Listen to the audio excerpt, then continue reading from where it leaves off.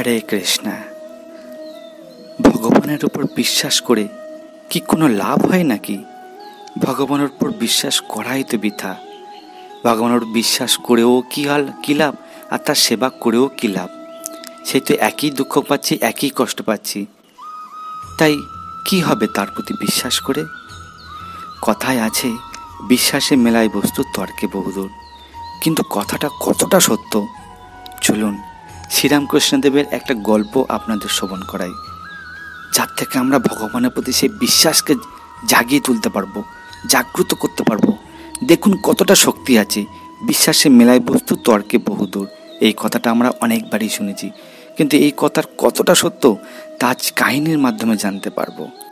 সেই কাহিনী শ্রবণ করি আসুন। একটা ছোট্ট জলাশয়ে দুটি মাগুর মাছ থাকতো, একটি ধার্মিক মাছ আর একটি অধার্মিক মাছ। ধার্মিক মাছটি সবসময় ভগবানের নাম সংকীর্তন করত, আর অধার্মিক মাছটিকে বলতো, ওরে ভগবানকে স্মরণ কর, পরম মঙ্গলের অধিকারী হবি। অধার্মিক মাছটি বলতো, তুই ওসব কর গিয়ে, আমার ভালো লাগে না এসব, আমার এই জীবনটাকে আমি উপভোগ করতে চাই। ধার্মিক মাছটি তবুও সবসময় অধার্মিক মাছটিকে বোঝাতো।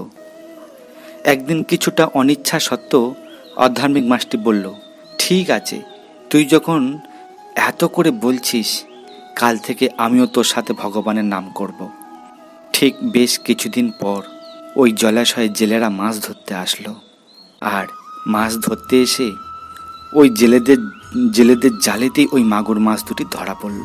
তখন অধার্মিক মাগুর মাছটি কাঁদতে কাঁদতে ধার্মিক মাছটিকে বলতে লাগলো যে এর আগেও জেলেরা কতবার মাছ ধরতে এসেছে, কিন্তু আমি কোনো দিন ধরা পড়িনি।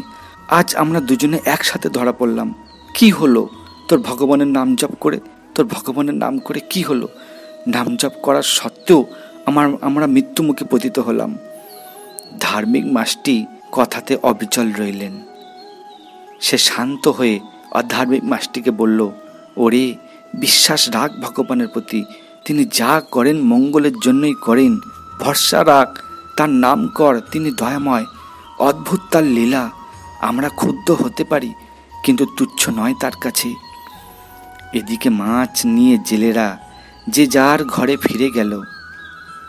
এক জেলে তার বউকে ডেকে বলল, এই দেখ বউ, আজ দুটো মাগুর মাছ ধরেছি, এই দুটোকে ভালো করে রান্না কর, আমি বাজার থেকে ঘুরে আসছি। এই কথা শুনে অধার্মিক মাছটি তো উচ্চ স্বরে কাঁদতে লাগলো। ধার্মিক মাছটিকে তিরস্কার করে বলতে লাগলো, তোর কথা শুনে আজ আমার এই দুর্গতি, তোর কথা যদি না শুনতাম তাহলে আজ আমার এই হাল হতো না। এদিকে জেলের বউ বঁটি নিয়ে বসে সবার আগে ওই অধার্মিক মাছটিকে ধরে ভালো করে ছাই মাখাতে লাগলো। আর অধার্মিক মাছটি কেঁদে কেঁদে বলতে লাগলো, তুই আমার সর্বনাশ করলি, এত বড় সর্বনাশ করলি। ধার্মিক মাছটি বলল, ওরে মরতে তো হবেই, একদিন আগে বা পরে, তুই কান্নাকাটি বন্ধ করে তাকে ডাক, ভগবানকে ডাক, তার দয়ার অন্ত নেই। মৃত্যুর দোরগোড়ায় না হয় নাম করতে করতে মর। তখন অধার্মিক মাছটি উচ্চস্বরে আকুল হয়ে ভগবানকে ডাকতে থাকলো। এদিকে জেলের বউ মাছ কাটতে যাবে, এমন সময় জেলে হন্তদন্ত হয়ে এসে বউকে বলল, ও বউ, মাছ দুটিকে কি কেটে ফেলেছিস? জেলের বউ বলল, এখনো কাটিনি, এই ছাই মাখাচ্ছিলাম, কাটবো বলে। তা তুমি এমন হাঁপাতে হাঁপাতে এলে কেন, কি হয়েছে? তখন জেলে বলল, হাটে গিয়ে শুনলাম এই রাজ্যের রাজা পুকুর কেটেছেন, আর তার উদ্বোধন হবে, একজোড়া মাগুর মাছ চাই, রাজা পুকুরে ছাড়বেন, আর যে ব্যক্তি দুটো মাগুর মাছ নিয়ে গিয়ে দিতে পারবে রাজা তাকে অনেক পুরস্কার দেবেন। তুই তাড়াতাড়ি মাছ দুটিকে পরিষ্কার করে দে, আমি রাজার কাছে মাছ দুটিকে নিয়ে যাই। শুনে অধার্মিক মাছটির প্রাণে শান্তি এলো। ধার্মিক মাছটি বলল, দেখেছিস আমার প্রভুর কত দয়া। অধার্মিক মাছটি কথা বলতে পারল না, আর কৃতজ্ঞতায় পরিপূর্ণ হয়ে গেল তার অন্তঃকরণ। পরের দিন প্রতিষ্ঠিত হলো পুকুর। তেল সিঁদুর মাখিয়ে স্বর্ণ অলঙ্কার পরিয়ে মাছ দুটিকে ছাড়া হলো পুকুরে। রাজা হুকুম করলেন এই মাছ দুটি যেন ঠিক মতো পরিচর্যা করা হয়, আর এদের যেন কখনো ধরা না হয়। মাছ দুটি তখন পরম আনন্দে পরম সুখে সেই পুকুরে তাদের জীবন অতিবাহিত করতে লাগলো। তাই এইভাবেই নিজের প্রতি, নিজের ঈশ্বরের ভগবানের প্রতি, নিজের কাজের প্রতি বিশ্বাস রাখুন। আর যে বিশ্বাস রাখে তার কখনো অনিষ্ট হয় না, কখনো অনিষ্ট হয় না। তাই সততা ও বিশ্বাস দ্বারা নিজের অন্তরের শক্তিকে জাগ্রত করুন, তাহলেই দেখবেন সমস্ত কিছু সমস্যার সমাধান হয়ে যাবে।